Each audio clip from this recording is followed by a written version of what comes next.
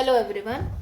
सो आज हम स्टार्ट करेंगे एक न्यू सीरीज़, या काइंड ऑफ बोल सकते हैं कि न्यू बिगनिंग है। किस चीज़ का? Rajasthan APO and Chhattisgarh ADPO दोनों का ही एक तरह से हम एमसीक्यू सीरीज़ स्टार्ट करेंगे। और एमसीक्यू में हम कौन से सब्जेक्ट्स कवर करेंगे? तो हम कवर करेंगे बीएनएस, बीएनएसएस और बीएसए। ठीक है। और हो सकता है एक के बाद एक स्टार्ट हो ये, और या तो फिर साइमल्टेनियसली तीनों सब्जेक्ट्स चल सकते हैं। ठीक है। तो हम इसका चैप्टर वाइज कंप्लीट करेंगे, सारे चैप्टर्स को कंप्लीट करते जाएंगे। अगर कोई चीज़ अगर एक लेक्चर कंप्लीट नहीं होगी तो उसका पार्ट 2 ले आऊँगी मैं, और आप उसको अकॉर्डिंगली देख सकते हैं। मैं प्लेलिस्ट बना दूँगी, हर चीज़ की एक प्लेलिस्ट बना दूँगी मैं, और लिख दूँगी जैसे राजस्थान एपीओ /CG/ADPO, और उसका सब्जेक्ट का नाम जैसे बीएसए है तो बीएसए का सब्जेक्ट का नाम के साथ सारे जितने भी सारे वो हैं वो टॉपिक वाइज डाल दोगे, आप वहाँ से भी देख सकते हैं। ठीक है। आज का हमारा टॉपिक रहेगा प्रिलिमिनरी, चैप्टर 1 प्रिलिमिनरी।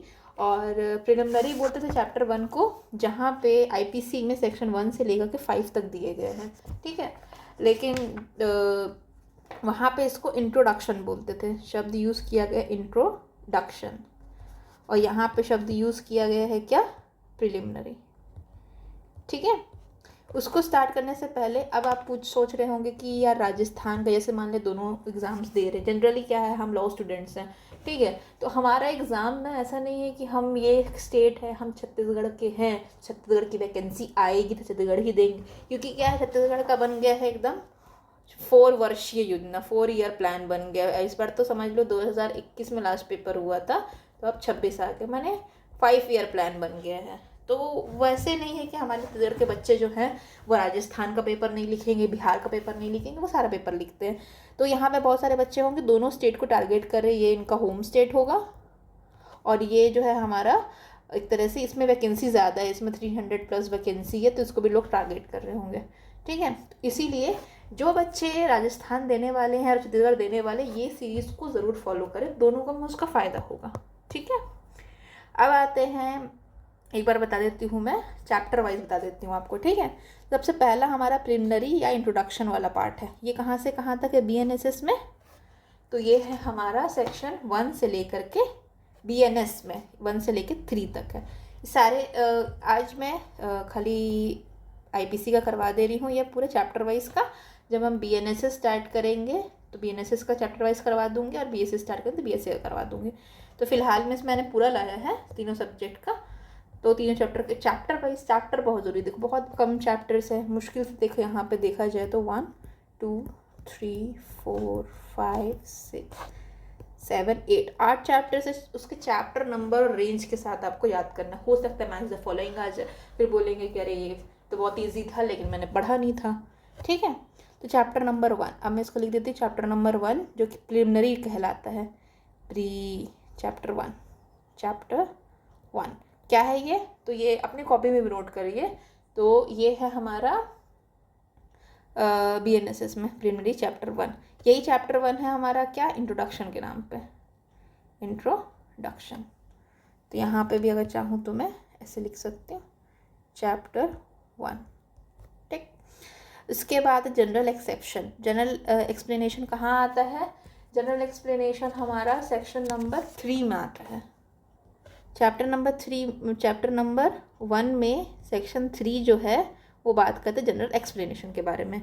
लेकिन जो हमारा आईपीसी था उसमें चैप्टर नंबर 2 में आता है ये क्या, चैप्टर नंबर 2 जनरल एक्सप्लेनेशन। ठीक है। तो इसको हम लोग यहाँ पे लिखने का कोई मतलब नहीं है, यहीं पे ही चैप्टर्स लिख देते हैं। थोड़ा जूम इन कर देती हूँ। ठीक है। उसके बाद आ जाता है हमारा जनरल एक्सप्लेनेशन। ठीक है। ये चैप्टर कौन सा है हमारा? चैप्टर नंबर 3 है ये, बीएनएसएस का चैप्टर 3। और ये हमारा आईपीसी का कौन सा चैप्टर है? तो चैप्टर नंबर 4 है, चैप्टर 4। फिर जॉइंट लायबिलिटी, ऐसा कोई अच्छा चैप्टर नहीं, ये भी कोई चैप्टर नहीं है। अच्छा, कौन से चैप्टर में ये फॉल करता है? तो ये फॉल करता है हमारा चैप्टर नंबर ये दोनों आईपीसी के अगर इसको मैं कन्वर्ट करना चाहूँ, से क्या ज़रूरत है कन्वर्ट करने के लिए, स्टिल कन्वर्ट करना चाहूँ तो 3 का 5 है ये, और ये 190 है। ठीक है, तो ये चैप्टर नंबर 3 में फॉल करेगा, चैप्टर 3, और 190 कहाँ फॉल करेगा, चैप्टर नंबर 8 में 11 में फॉल करेगा। क्या है, पब्लिक ट्रैंक्विलिटी, ये रहा, ये है चैप्टर नंबर 8। ठीक, इसके बाद है ये अगर हम लोग इसमें देखा जाए तो ये चैप्टर नंबर किस में फॉल कर रहा है, 34 फॉल कर रहा है हमारा जनरल एक्सप्लेनेशन चैप्टर नंबर 2 में, और 149 किस में फॉल कर रहा है, तो 149 फॉल कर रहा है चैप्टर नंबर 8 में। ठीक है, ऑफेंस अगेंस्ट वुमेन ऐसा कोई चैप्टर स्पेसिफिकली नहीं है, अगर लेकिन कवर था, ये कहाँ कहाँ कवर्स थे, ये अपना ये वाला तो इम्पोर्टेंट है ही, बट ये इसमें कवर्ड था 377, ये पूरे सेक्शन में कवर्ड था। तो यहाँ पे बेसिकली ऑफेंस अगेंस्ट ह्यूमन भी था, चाइल्ड भी था, और किडनैपिंग वगैरह भी जो भी था, और क्या बोलते हैं उसको, वुमेन एंड चिल्ड्रन, वुमेन भी था, और मैरिज भी था। मैरिज के लिए ऐसा अलग से चैप्टर थे, मैरिज हमारा आता था चैप्टर नंबर 20 में, तो वो मैटर नहीं करता, वुमेन वाला आता था, रेप वगैरह के ऑफेंस, मॉडेस्टी वाले ऑफेंस, तो बेसिकली उसको भी हम देखेंगे। ठीक है, तो offence against women and children कौन सा चैप्टर है, ये है चैप्टर हमारा चैप्टर 5। ठीक है, उसके बाद ऑफेंस अगेंस्ट ह्यूमन बॉडी करेंगे, तो ये कहाँ दिया गया है, तो ये दिया गया चैप्टर नंबर 6 में, चैप्टर 6। ठीक, इसके बाद है पब्लिक ट्रैंक्विलिटी, चैप्टर नंबर 8 है, ये चैप्टर 8 का दिया हुआ है, और यहाँ पे पब्लिक ट्रैंक्विलिटी वाला चैप्टर नहीं है, किसमें, आईपीसी में नहीं दिया गया। अच्छा, offence against body sorry property आ गई, ये प्रॉपर्टी हमारा बीएनएस में चैप्टर नंबर 17 है। ठीक है, 17, और आईपीसी में क्या है, ऑफेंस अगेंस्ट प्रॉपर्टी, तो ये है चैप्टर नंबर 16। ठीक है, तो ये है। तो अगर मैं आपको नोट्स बना के दिखाऊं, चलिए मैं एक बार आपको कोशिश करती हूँ चार्ट बनाने की। ये है बीएनएस, ये है आईपीसी। ठीक है, तो कौन से चैप्टर्स पढ़ने हैं अपने को बीएनएस में, चैप्टर नंबर 1 पढ़ना है, चैप्टर नंबर 1 हो गया, इसके बाद चैप्टर नंबर 3 पढ़ना है, चैप्टर नंबर 5 पढ़ना है, चैप्टर नंबर 6 पढ़ना है, चैप्टर नंबर 8 पढ़ना है, और चैप्टर नंबर 17 पढ़ना है। ठीक है, ये सारे चैप्टर्स पढ़ने हैं, इसके इंडिविजुअल नाम के साथ अपने को याद रखना है। ये प्रिलिमिनरी है, ये जनरल एक्सेप्शन है, और ये हमारा है चैप्टर नंबर 5 वुमेन चिल्ड्रन, फिर 6th वाला है हमारा बॉडी, फिर है पब्लिक ट्रैंक्विलिटी पीटी, और ये है प्रॉपर्टी। ठीक, अब आते हैं हम आईपीसी में। तो आईपीसी में चैप्टर नंबर 1 पढ़ना है, ठीक, चैप्टर नंबर 2 पढ़ना है, चैप्टर नंबर फिर है हमारा क्या है, अच्छा ये तुमने बताया ही नहीं, तो यहाँ पे chapter number offence against body वाला कौन सा चैप्टर है, ऑफेंस अगेंस्ट ह्यूमन बॉडी 229 से लेकर के 377, ये क्या है 16, चैप्टर नंबर 16। तो यहाँ पे 16 पढ़ना है, ठीक है, चैप्टर नंबर 16 कर लेते हैं यहाँ पे। इसके बाद आते हैं हम लोग चैप्टर नंबर कौन सा, सॉरी 16 नहीं हो सकते,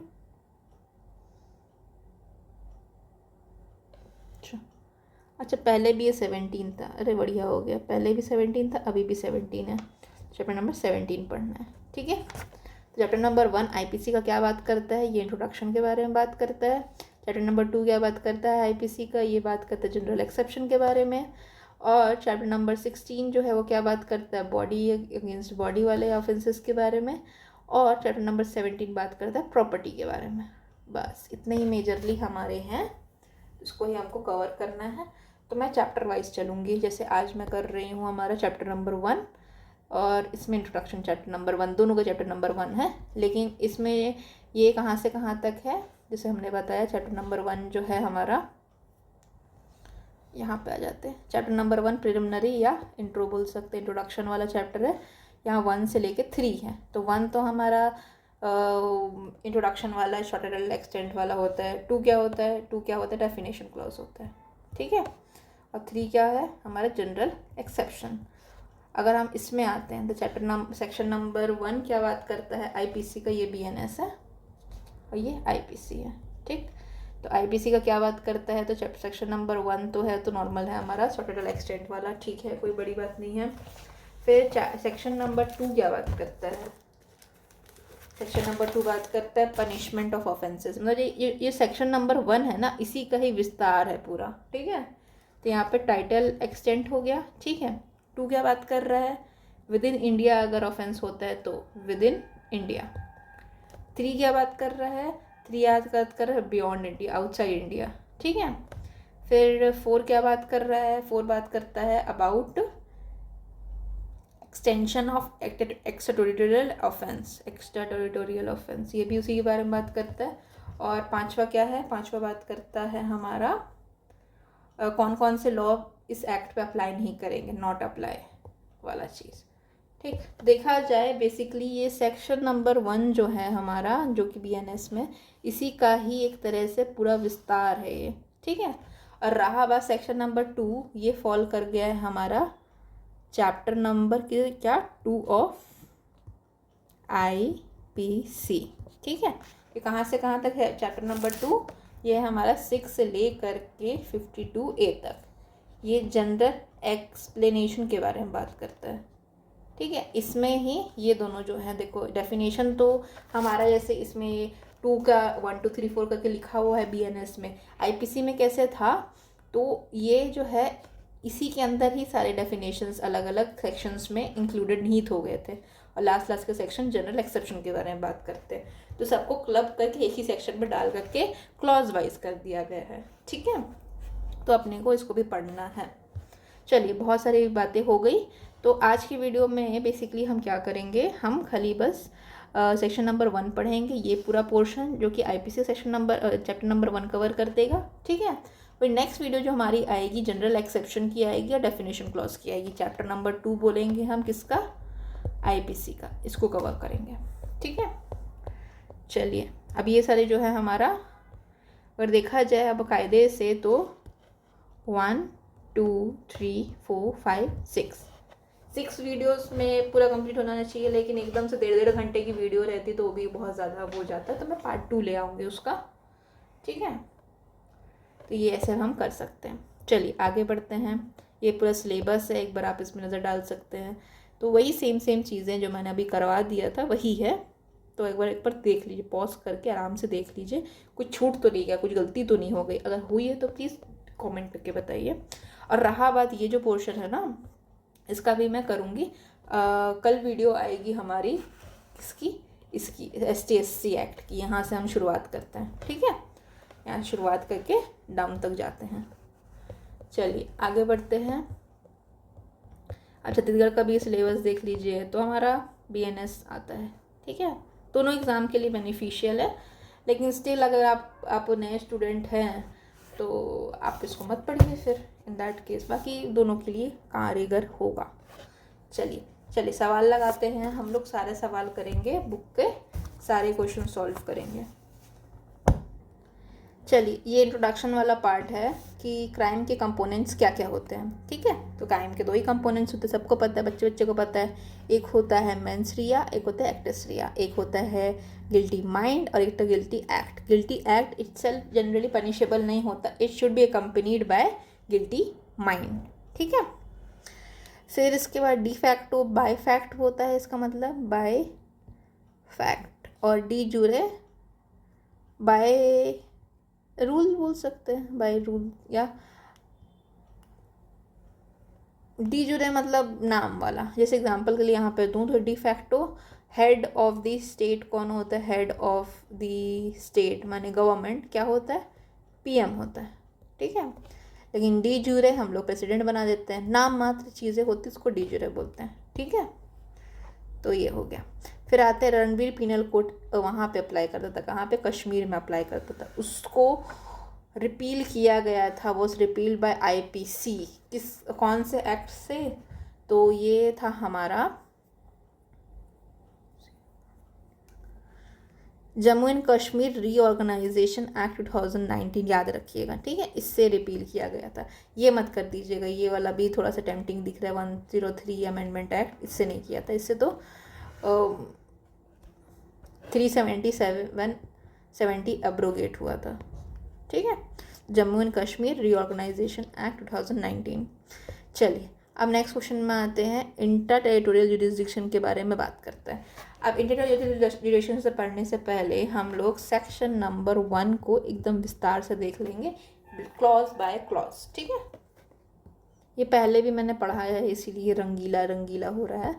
तो एक और बात है, बेयरेट रीडिंग ना मैं सीआरपीसी का नहीं करवाऊंगी, सीआरपीसी का बेसिकली मैं आपको हेडिंग बता दूंगी, लेकिन सेक्शन के अंदर में हम लोग नहीं घुसेंगे, पता है, वैसे में बहुत कन्फ्यूजन होता है सेक्शन वाइज में, हम सेक्शन नंबर याद कर लेंगे ऊपर ऊपर से। जैसे इसमें क्या है, अगर PYQ भी आप देखेंगे, सारे सवाल है, अगर सेक्शन वाइज क्वेश्चन नहीं आता तो फिर सेक्शन में घुसना नहीं, अगर सेक्शन वाइज क्वेश्चन आता है तभी घुसेंगे, वरना उसके टॉपिक को ऐसे नहीं है कि बेयर दोनों पढ़ने बैठ रहे हैं एकदम सेक्शन बाय सेक्शन, ये फालतू काम अपने से नहीं होगा, ठीक है। चलो यहाँ पे क्या बोल रहा है, यहाँ पे बोल रहा है कि एक्ट जो है वो भारतीय न्याय संहिता कहलाएगा, वेरी गुड। उसके बाद कब आया है एनफोर्समेंट डेट क्या है, एनफोर्स कब हुआ है, तो ये 1 जुलाई 2024 को हुआ है, गुड, वेल इनफ। फिर उसके बाद every person shall be liable to punishment, जो भी व्यक्ति है उसको पनिशमेंट मिलेगा, not otherwise for the act और the omission contrary to the provision, मतलब बेसिकली बोल रहा है कि यहाँ पे लाइबिलिटी तुम्हारी बनेगी, बात खत्म, पनिशमेंट मिलेगा अगर वो कोई भी क्राइम या कुछ भी करता है विद इन इंडिया, ठीक है। बस इतनी सी बात करें, छोटी सी बात करता है कि BNS अप्लाई करेगा तुम अगर इंडिया में रहते हो तो इसकी हेडिंग से हम क्या समझते हैं कि 1 का 3 क्या बात कर रहा है, intra territorial, intra and extra, ठीक है, 2 शब्द हैं, इंट्रा एंड एक्स्ट्रा। तो इंट्रा माने विद इन, तो ये है इंट्रा टेरिटोरियल, ठीक है। तो 1 का 3 जो है वो इंट्रा टेरिटोरियल है, विद इन इंडिया लिखा है क्योंकि यहाँ पे शब्द। फिर नेक्स्ट आते हैं, any person liable by law for the time in force to be tried for an offence committed beyond India and shall be dealt with according to the provision of this Sahita or any act beyond India in the same manner as it was committed within India. India के बाहर कोई काम करोगे ये माना जाएगा as if such act was committed within India, ठीक है। तो ये क्या कहलाता है, तो 1 से 4, ठीक है। 1 का 4 क्या बात करता है, 1 का 4 बात करता है अबाउट एक्स्ट्रा टेरिटोरियल एप्लीकेशन, ठीक है, ये हो गया, ठीक है। अब नेक्स्ट आते हैं, ये 5th क्या बात करता है, ये भी एक्सटेरिटोरियल है, लेकिन कैसे बता रहा है कि कहाँ पे होगा, इंडिया के बाहर किस किस जगह में, ठीक है। ऑल्सो अप्लाई, कहाँ अप्लाई करेगा, कोई भी सिटीज़न जो है किसी प्लेस में करते हैं विदाउट और बियॉन्ड इंडिया, मतलब इंडियन सिटीजन कहीं भी कुछ भी करते हैं तो उस पर लाइबिलिटी होगी, ठीक है। इसी के ऊपर एक मैगजीन है, मैगजीन नोट करिए, इसका है कि क्राइम, बेसिकली ये इसके ऊपर मैगजीन है, एक्स्ट्रा टेरिटोरियल के ऊपर है, टेरिटोरियल जुरिस्डिक्शन बोल सकते हैं या एप्लीकेशन भी बोल सकते हैं, दोनों सेम है। कौन सा मैगजीन है, तो क्राइमन टेरिट परसोम। अब ये क्या मैंने लिख दिया, इसका मतलब होता है बेसिकली कि the person, crime carries the person, या पर्सन कैरीज द क्राइम, मतलब जो व्यक्ति है वो क्राइम को एक तरह से कैरी करता है अपने साथ, ठीक है, साथ लेके घूमता है, ठीक है। तो ये हो गया, तो ये हो गया हमारा एक्सटेरिटोरियल जुरिस्डिक्शन बियॉन्ड इंडिया, मतलब ये बोल सकते हैं सिटीज़न के ऊपर अप्लाई करता है, सिटीज़न बोल रहे हैं, ठीक है। उसके बाद हमारा कोई भी पर्सन या कोई भी शिप में हो या एयरक्राफ्ट में हो, ये हो गया वाटर वाला, एयरक्राफ्ट माने स्काई वाला, ठीक है, जो कि रजिस्टर्ड है इंडिया में। कोई भी व्यक्ति, एनी पर्सन मतलब नॉन सिटीजन पे भी अप्लाई कर सकता है अगर वो कहाँ कर रहे हैं, किसी एयरक्राफ्ट या शिप पे कर रहे हैं जो कि रजिस्टर्ड है इंडिया में, ठीक है। फिर any person in any place without और beyond India commit offence targeting the computer resource located in India. मतलब इंडिया के किसी भी कंप्यूटर को अगर वो टारगेट करता है, मतलब आजकल तो ऑफेंस क्या हो रहे हैं, डिजिटली हो रहे हैं, तो डिजिटल टाइप से अगर कोई उसको टारगेट करता है तो वो भी अप्लाई करेगा, ठीक है।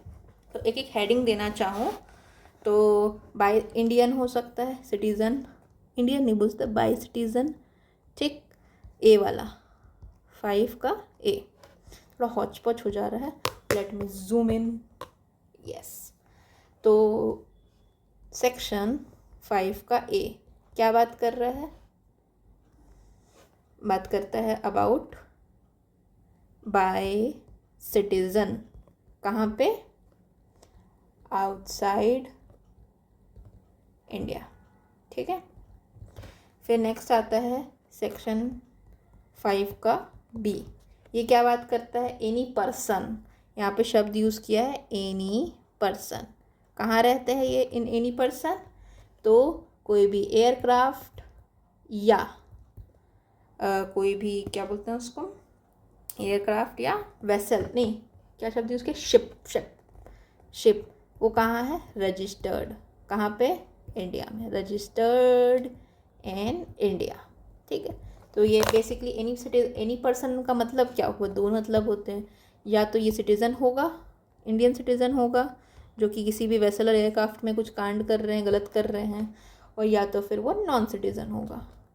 तो अगर आपसे पूछा जाए कि आईपीसी या बीएनएस नॉन सिटीजन पे अप्लाई करेगा, your answer will be yes. Next, फिर सेक्शन 5 का सी, 5 का सी क्या बात करता है, 5 का सी बात करता है about computer resources, computer in India, अगर इसको टारगेट किया जाता है तो वो अप्लाई करेगा, ठीक। अब फटाफट एक्सप्लेनेशन देख लेते हैं। ऑफेंस का मतलब क्या होता है, कोई भी ऑफेंस की परिभाषा दी गई है, ठीक है। ऑफेंस की परिभाषा है क्या, कोई भी act committed outside India which if committed in India, कोई भी ऐसा एक्ट जो कि बाहर किया जा रहा है, अगर वो इंडिया में किया जाता तो वो पनिशेबल होता। जैसे एग्जांपल के यूरोप के कई कंट्रीज़ में जो मैरिजुआना है या फिर ड्रग्स जो हैं, ड्रग्स नहीं बोल सकते, जो भी स्मोकिंग के लिए यूज़ होता है, वो एक तरह से लीगल है, मतलब it is not punishable offence. तो वहाँ जाकर के अगर वो कोई भी ड्रग्स कर रहे हैं और इंडिया में वो बैन है, इंडिया में वो अलाउड नहीं है, तो वहाँ जो किया है उन्होंने, वहाँ उस चीज़ की पनिशमेंट इंडिया में मिल सकती है। और कहाँ मिलेगी पनिशमेंट, जहाँ भी वो व्यक्ति इंडिया में पाया जाएगा, ठीक है। तो अगर वो दिल्ली में रहने का व्यक्ति है, रहने वाला व्यक्ति है, वो चला जाता है वॉटेवर कहीं भी यूरोप के किसी कंट्री में जहाँ में मैरिजुआना अलाउड है, यूरोप की किसी कंट्री में, और फिर वो मिलता है अजमेर में, ठीक है, तो अजमेर में उसको प्रोसिक्यूशन किया जा सकता है, केसेस वगैरह फाइल किए जा सकते हैं। इलस्ट्रेशन फटाफट रीड करते हैं। एक सिटीज़न है जो कि एक इंडियन, वो जो कि ए है, एक व्यक्ति जो कि सिटीज़न है इंडिया का, मर्डर करता है किसको, commits a murder in a place without और बियॉन्ड इंडिया, ठीक है। ही कैन बी ट्राइड, उसको ट्राई किया जा सकता है any place which he is found, बाहर जाके मर्डर कर रहा है, जो चीज़ मैंने बोला, इंडियन सिटीज़न बाहर जाके मर्डर कर रहा है, तो जहाँ वो मिलेगा वहीं पे उसका काम तमाम हो जाएगा, ठीक है। फिर सेक्शन नंबर क्या है हमारा, सेक्शन नंबर सेक्शन 1 का 6, ठीक है। Nothing in this Sanhita shall affect the provision of any act for the punishing mutiny and desertion of officer, soldier, sailor, airman in the service of government of India or the provision of any local law, ठीक है। तो ये जो हमारा BNSS है वो apply नहीं करेगा, नॉन एप्लीकेबिलिटी बता रहा है, किसके ऊपर, नॉन एप्लीकेबिलिटी, ठीक है, इसके ऊपर। फर्स्ट, कोई भी एक्ट जो कि पनिश कर रहा है म्यूटिनी को, मार्शल लॉ बोल सकते हैं, मार्शल लॉ पे अप्लाई नहीं करेगा। उसमें कौन कौन आते हैं, डिजर्शन के लिए अगर किसी पे वो लग रहा है म्यूटिनी के लिए, डिजर्शन के लिए कोई भी व्यक्ति जो कि सोल्जर है, सेलर है, एयरमैन है, the service of the government of India, ठीक है। और जहाँ पे कहाँ कहाँ अप्लाई नहीं करेगा, मार्शल लॉ पे अप्लाई नहीं करेगा। कौन कौन है यहाँ पे, सोल्जर है, सेलर है, एयरमैन है, कहाँ काम है, गवर्नमेंट ऑफ इंडिया में काम है। किस चीज़ के लिए इसको पनिशमेंट किया जाए, डिजर्शन के लिए, नेवी मतलब फोर्सेस छोड़ के भागा है, या फिर म्यूटिनी के लिए, ठीक है, वहाँ पे एक तरह से बगावत कर रहा है, ठीक। फिर दूसरा क्या है हमारा, स्पेशल लॉ, एंड थर्ड है लोकल लॉ।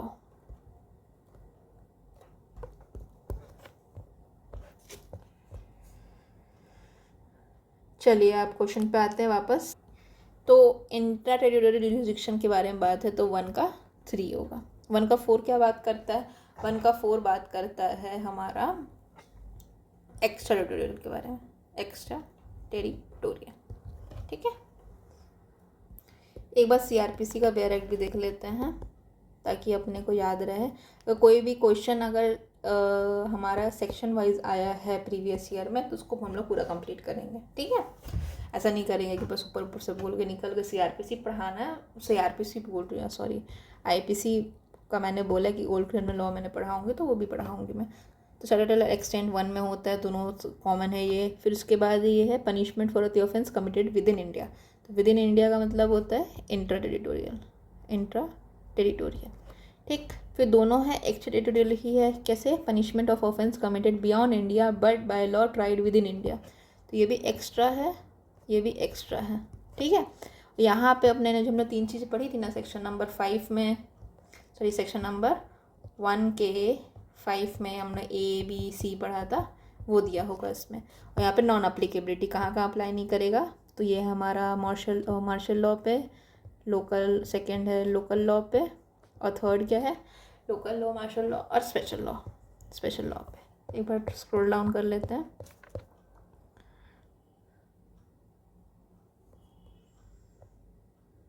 ठीक है, वही चीज़ें हैं जो मैंने बताया था। Section number 1 short and extent है, ठीक है, नॉट सो इम्पॉर्टेंट। फिर दूसरा है इंट्रा टेरिटोरियल, फिर दूसरा है एक्स्ट्रा में भी यही बोल रहा है कि any person liable for an offence to be tried for liable for Indian law to be tried for the beyond, ठीक है। अगर बियॉन्ड इंडिया भी किया जाए तो ये माना जाएगा एज इफ उसने इंडिया पे किया है, ठीक है, सेम है। इसके बाद नेक्स्ट हमारा एक्सटेंशन ऑफ टेरिटोरियल, मैंने बताया था ना सेक्शन नंबर 1 के 5 का ABC पॉइंट है, वही चीज़ दिया गया है, ये वाला पॉइंट, B वाला पॉइंट या C वाला पॉइंट, वही सेम एक्सप्लेनेशन दिया गया है जो मैंने बताया था। ऑफेंस क्या होता है, जो कि कोई व्यक्ति या कहीं और कर रहा है तो माना जाएगा इंडिया में किया गया, ठीक है। और यहाँ पे कंप्यूटर रिसोर्स का मीनिंग लेने बोला गया है IT एक्ट से। कौन सा, section number 2 of sub section 1 section number 2 of IT act. ये चीज़ कहाँ मिसिंग है, IPC में तो दिया गया है, BNS में मिसिंग है कंप्यूटर रिसोर्स की डेफिनेशन। ऑफेंस डेफिनेशन तो दी गई है, ये बता रहा है कि अगर कोई मर्डर युगांडा में करता है तो ट्रायल हो सकता है। सेम है, एग्जैक्ट सेम है। इन्होंने क्या किया है, कॉपी पेस्ट कर दिया, छोटे मोटे ओमिशंस, मतलब चेंज को ओमिट किया, बाकी सेम ही रखा है। आदमी इंसान खाली डर रहा है चीज़ों से। फिर सटन लॉ, फिर नंबर का ऊपर नीचे हुए, certain law not to be affected by this act. तो यहाँ पे वही चीज़ सेम है। मार्शल लॉ में क्या क्या है, म्यूटिनी, डिजर्शन, किसका, कोई भी ऑफिसर का, सोल्जर का, सेलर का, एयरमैन जो कि कहाँ है, सर्विस में, गवर्नमेंट ऑफ इंडिया में। और कोई भी provision special local law apply करेगा, बस पीस ऑफ केक, ठीक है। तो यहाँ पे देख लेते हैं। तो ये मैंने कन्वर्ट किया हुआ है, तो कन्वर्ट किया हुआ का 1 का 3 क्या है, इंट्रा, 1 का 4 है एक्स्ट्रा, यहाँ पे 2 है इंट्रा और 3 है एक्स्ट्रा, ठीक। अच्छा 4 क्या बात करता है, 4 का 1 4 का 2, तो ये 4 हमारा 5 है, ठीक है, हमने 5 में पढ़ा था ना, ये रहा 4 का 1 4 का 2। तो ये 4 का 1 अगर पूछा जाए तो 5 का A है और 5 का B है, बस सिंपल। चलो थोड़ा सा याद करने में दिक्कत जाएगा, बट ठीक है, हो जाएगा। अब मैं इसको बुक में मेरे लिखा नहीं है तो उसको मैं लिख लेती हूँ। पता है मार्केट में सिंगर्स की एक बुक आई है, मैंने अभी देखा, मतलब पता नहीं लॉन्च कब हुआ था, लेकिन मैं जब मैं लेने गई थी तो मुझे नहीं मिला था। जब मैं लेने गई तो उसमें पतली सी बुक है, ठीक है। और चाहती तो मैं ले सकती थी मैं, लेकिन मैंने अपनी पुरानी बुक को पूरी कन्वर्ट कर ली। तो मैं अपना जो मेहनत है एटलीस्ट वो तो 6 महीने वसूलूंगी अपना मेहनत को। तो कहने का मतलब ये है कि मार्केट में एक बुक आई है सिंगल्स की, बट वो एकदम पतली सी बुक है। जैसे मेरी ये बुक है जो वॉल्यूम 1 है हमारी, 4 वॉल्यूम्स में आती है, 4 एडिशंस में आती है। तो ये बेसिकली बहुत मोटी है, पेज नंबर तो उसका ऐसा नहीं रहता है, लेकिन काफ़ी मोटी। उसका 1/3 था वो बुक, और वो नया बुक बना के बेच रहे हैं। तो अगर उससे आप सॉल्व करेंगे क्वेश्चन, लेकिन वो एग्जॉस्टिव क्वेश्चन नहीं है, मतलब उसमें बहुत सारे क्वेश्चन है, केस लॉ है, मे बी वो छूट गए होंगे। तो मुझे तो पसंद नहीं है। मैं 6 महीने 1 साल बाद भले उस बुक को ले लूँ, अगर मेरी बुक को पूरा कंप्लीट कर लेती हूँ 3-4 बार, 5 बार, 6 बार, बोलते ना अनंत टाइम में उसको मैं रिवाइज कर लूँगी, तब भले मैं उस बुक को ले लूँगी। ले सकते हैं चाहे तो, ऐसा कन्वर्टेड तो सबकी हिम्मत तो नहीं होती है वो कन्वर्ट करने के लिए, ठीक है। चलिए आगे आते हैं। फिर नेक्स्ट क्वेश्चन है, an Indian citizens murder a French citizen. कोई इंडियन सिटीजन जो है वो मर्डर करता है किसके, फ्रेंच सिटीजन को, ठीक है। कहाँ में, पेरिस में। इंडियन सिटीजन मार दिया, मर्डर किया, बात खत्म। He was found by the police in Mumbai. He was he with the previous sanction of the government can be, तो prosecuted in the Mumbai only. कहाँ होगा बताओ, जहाँ वो व्यक्ति पाया जाएगा वहाँ उसका ट्रायल होगा। सी इसका आंसर है, प्रोसिक्यूटेड इन दी मुंबई ओनली, ठीक है। ये सब कन्फ्यूजन वाले देखो ना, बड़ा अच्छे लिखा है इसमें। Prosecution in the India at the pace fixed by foreign ministry, फिर उसके बाद prosecuted in the national capital of Delhi only, फिर उसके बाद लिखा है prosecution at any place as per the request of the French government. ये तो फालतू है, रिक्वेस्ट फ्रेंच गवर्नमेंट क्या करेगी। We the people of India, we are sovereign secular democratic republic, तो हम लोग अपने हिसाब से काम करते हैं, ठीक है। डन हो गया। इसके बाद नेक्स्ट है, whether Indian penal code applies to, whether Indian penal code applies to an offence committed by a person outside India. Whether, अच्छा सवाल है कि क्या अप्लाई होता है। ऑफ कोर्स होता है, कोई भी अगर ऑफेंस करता है कोई भी सिटीजन आउटसाइड इंडिया तो वो अप्लाई होगा। हमेशा देखना यहाँ पे इफ़ बट होगा, लेकिन लॉ ना हमेशा स्ट्रिक्ट होता है, ए इसका आंसर होगा, ठीक है। लॉ मतलब यस या नो, इफ़ और बट लॉ में नहीं चलता है। Which of the following statement is about IPC is true. IPC के बारे में क्या सही है, चलिए सारा रीड करते हैं। Indian penal code applies to every person in any part of India for every act or omission contrary to the provision of this code, ठीक है, सही लग रहा है ये। फिर इसके बाद Indian penal code applies to any offence committed by within India, ठीक है, ये भी सही लग रहा है। Every such act committed outside India if committed in India would be punish, ठीक है। डी होगा, बेसिकली सारा ही बोल रहे हैं, ठीक है। अरे अच्छा, ये सेंटेंसेस से मैं अगर आप पूछूं कि कौन से क्लॉज हैं ये, तो आप बता पाएंगे। तो सबसे पहला वाला है हमारा इंट्रा टेरिटोरियल ज्यूरिसडिक्शन, ठीक है।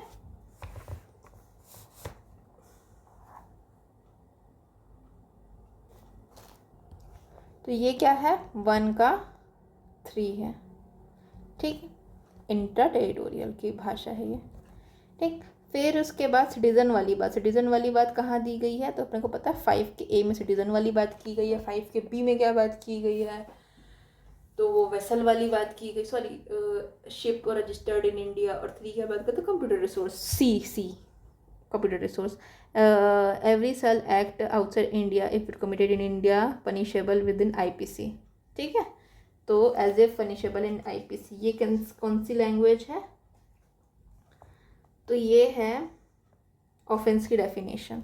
तो 5 के एक्सप्लेनेशन में ऑफेंस की डेफिनेशन दी गई। ऐसे तो नहीं पूछेगा, लेकिन स्टिल हम लोग हाई लेवल पे चल रहे हैं ना, तो हम लोग हाई लेवल क्वेश्चन करने हैं।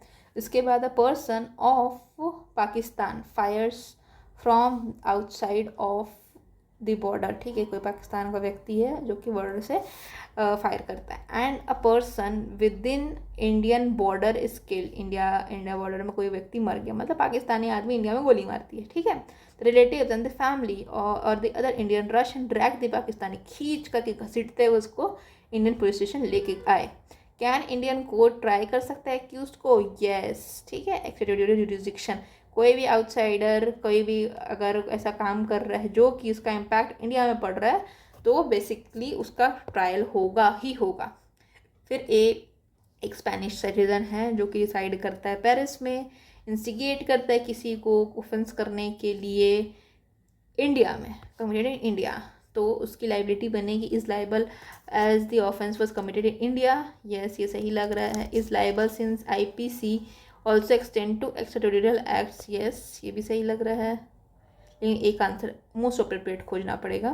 Can be held liable because the offence was committed in India, can not be held liable because instigation is the, नहीं ये तो गलत ही है। यस है, ठीक है, offence committed in India, most appropriate इसका आंसर ए है, ठीक है, क्योंकि इज लाइबल, ये direct language, is liable as the offence was committed in India, बस ठीक है, ऑफेंस इंडिया में हुआ है इसीलिए। अब एक्स्ट्राटेरिटोरियल एक्ट्स तो हैं, लेकिन स्टिल ये बेयर एक्ट की लैंग्वेज नहीं है, ठीक है, ये थोड़ा ट्रिक क्वेश्चन है, लेकिन ये वाला क्वेश्चन सबसे बेस्ट ए है, ठीक। नेक्स्ट आते हैं, admiralty jurisdiction does not extend to, ये एलेट का क्वेश्चन है, तो ये अपने को नहीं करना है, फालतू एकदम ज़्यादा पूछा जाता है एलेट में और ये सब में। ये हमारा किसका, यूजीसी नेट का है, ठीक। The crime necessary and immoral act,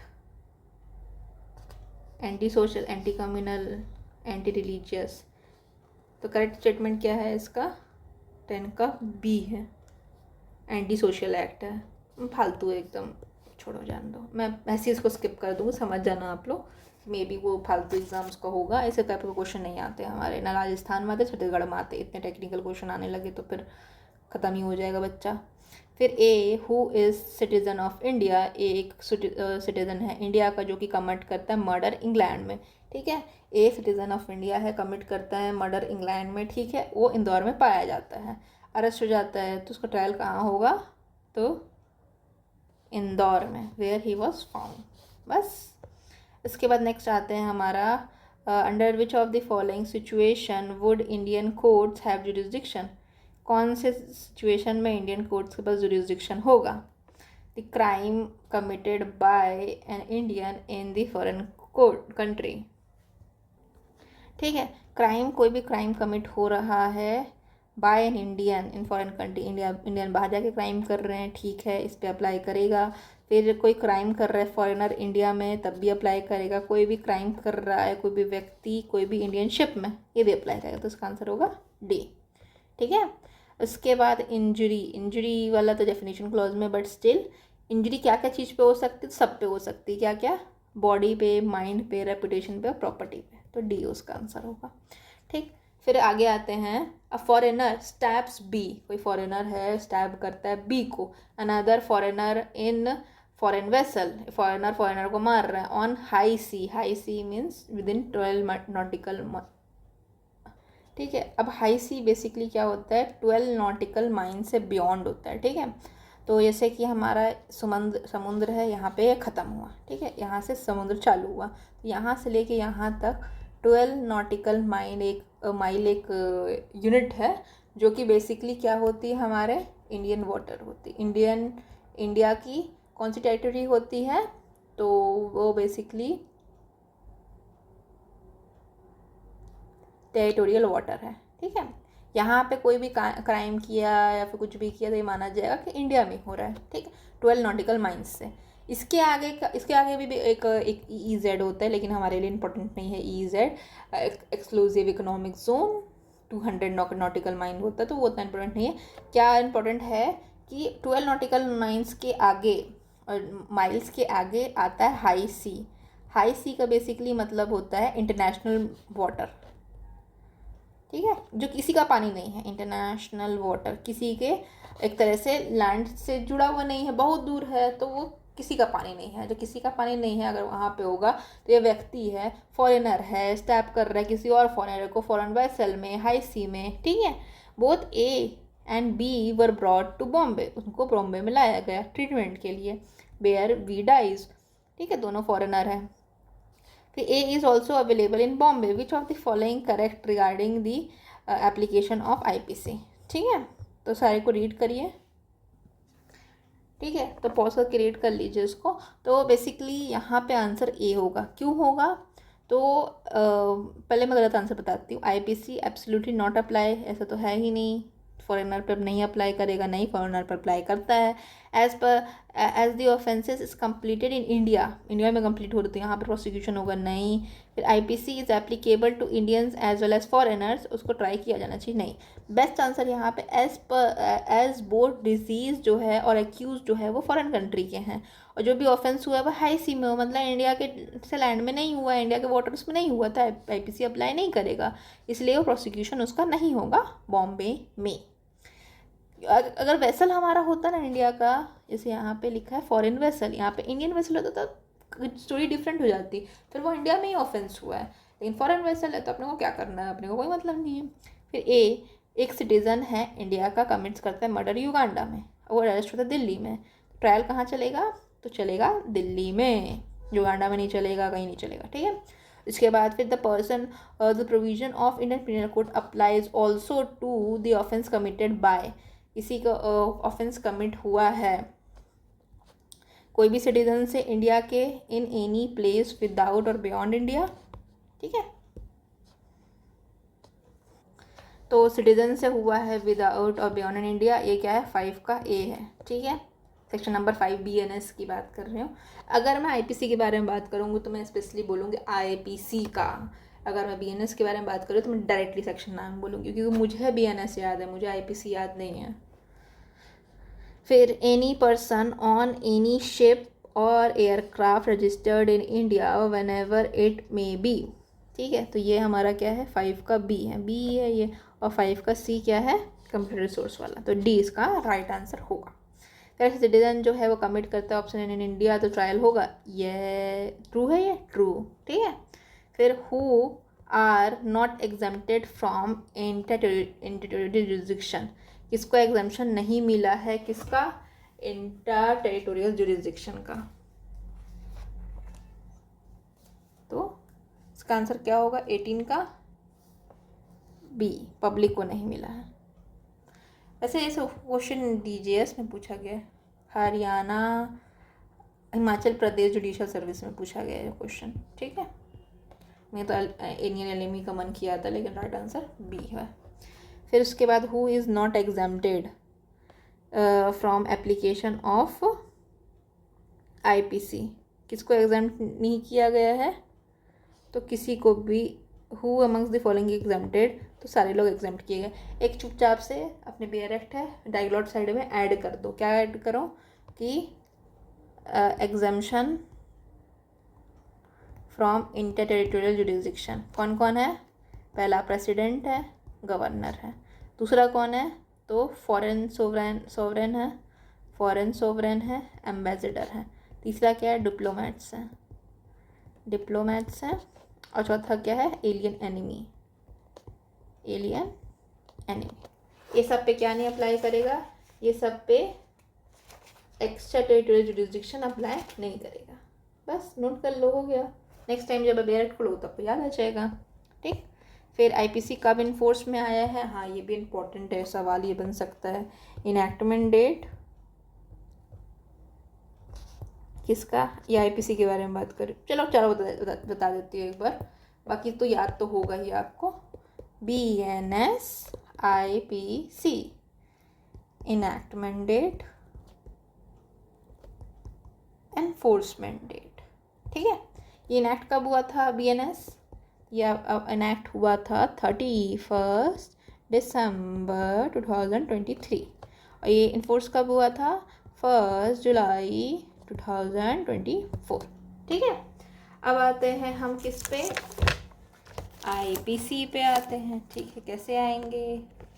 इसका बेरेट ओपन करेंगे, तो इसका इनैक्टमेंट डेट है 6 अक्टूबर 2000 तो नहीं है, ये तो बहुत पुराना है, 1860।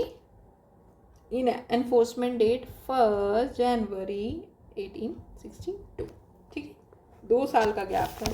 और एसेंट किससे मिला था? गवर्नर जनरल से। गवर्नर जनरल कौन था गवर्नर जनरल उस टाइम पे? तो यहाँ पे लॉर्ड कैनिंग था गवर्नर जनरल। लॉर्ड तो बोलने का मन नहीं करता, लेकिन अब याद वही वैसे ही होता है। तो ये कब से कब तक था? 1856 टू 1862। इसके मेकर कौन थे? तो लॉर्ड मैकॉले, ठीक है। और चीफ ड्राफ्टर फर्स्ट जो हमारा ये आईपीसी था, फर्स्ट लॉ कमीशन के द्वारा बनाया गया था। Sorry, law commission, first law commission के द्वारा बनाया गया था। और चीफ ड्राफ्टर था मैकॉले। मैकॉले का पूरा नाम क्या है? मैकॉले, तो पूरा नाम लिख देती हूँ, मेरी हैंड राइटिंग को चिटपुचुट हो रही है। थॉमस बेबिंगटन मैकॉले, ठीक है। ये याद रखना, डेट से याद कर लीजिए। ये तो अपने को पूरा याद ही है, 31 अक्टूबर 2023, 1 जुलाई 2024। और यहाँ पे क्या है? 6 अक्टूबर 1860 एंड 1 जनवरी 1862, ठीक है। चलो, अब ये छोटे मोटे क्वेश्चन है, फटाफट इसको करते हैं और वी विल रैप इट। तो फर्स्ट वाला है हमारा सेक्शन नंबर 1 के अकॉर्डिंग बीएनएस के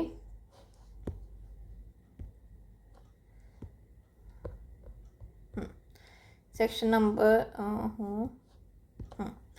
नंबर 1 के अकॉर्डिंग बीएनएस में what is the extent of territorial application, ठीक है। तो कहाँ कहाँ अप्लाई करता है? तो ये अप्लाई करता है होल ऑफ इंडिया पे, लिखा नहीं है बट अप्लाई करता है, ठीक। 1 के 2 के अकॉर्डिंग, 1 के 2 में क्या दिया गया था? 1 के 2 में एक ही लाइन दी गई थी कि ये एनफोर्स होगा। तो एनफोर्समेंट डेट क्या है? 1 जुलाई, ठीक है। ये लिखा होगा सच डेट द गवर्नमेंट में अपॉइंट, लेकिन फालतू है ये, ऐसा नहीं होता। अपने को एग्जैक्ट डेट बतानी होती है। मोस्ट एप्रोप्रिएट आंसर ये है। अगर ये नहीं लिखा रहता तो मे बी ये सही होता, ठीक है, अगर ये डेट नहीं दी होती तो। फिर नेक्स्ट आते हैं 1 के 3 में, मतलब इंटर जुरिस्डिक्शन के बारे में बात कर रहा है, उसके रिगार्डिंग क्या ट्रू है? तो क्या ट्रू है? Every person shall be liable to be punishment under, ठीक है, ये है इंटर के बारे में। कोई भी व्यक्ति लाइबल हो सकता है पनिशमेंट के लिए फॉर द एक्ट्स कमिटेड और omission contrary to the provisions of the committed, ठीक है। फिर इसके बाद है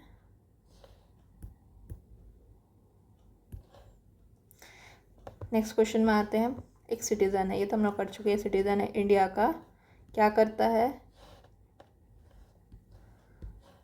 इंडियन सिटीज़न है, वो कमिट करता है मर्डर फॉरेन नेशन में, ठीक है, एंड वो अहमदाबाद में मिलता है, तो उसको क्या करेंगे? अहमदाबाद में निपटा दिया जाएगा उसको, ठीक है।